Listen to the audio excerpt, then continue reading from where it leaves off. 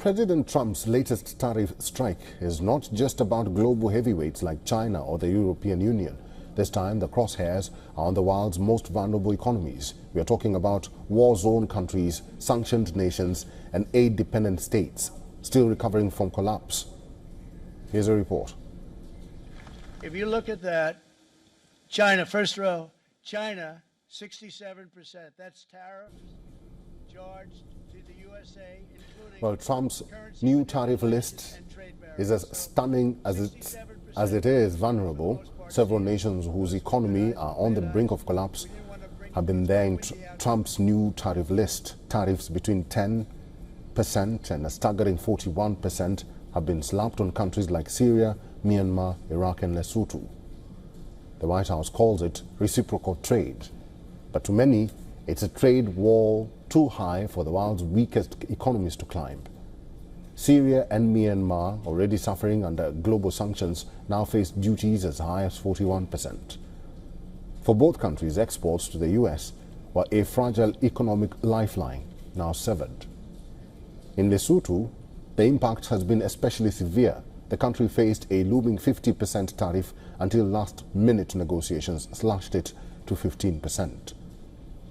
But it came in too little, too late.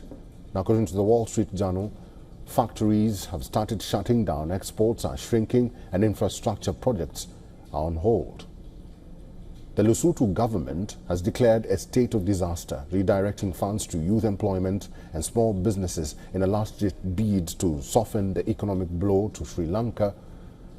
Now, only recently recovering from a historic debt crisis, is now hit with 20% duties on its top exports, including tea, textiles and spices. Iraq and Libya, rich in oil but weak in political stability, are facing 30 to 35% duties. Several exporters, according to Reuters, have already cancelled US-bound shipments, fearing losses. The White House says the move is about fairness and reciprocal treatment, but many of these fragile economies had no chance to negotiate, no transition time and no exemptions, despite their low income levels.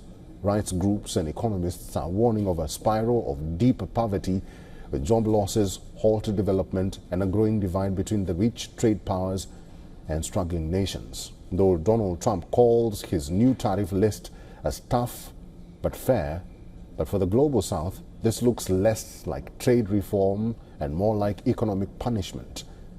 Will these duties force fairer deals, or are we looking at another global trade divide where the vulnerable pay the highest prices?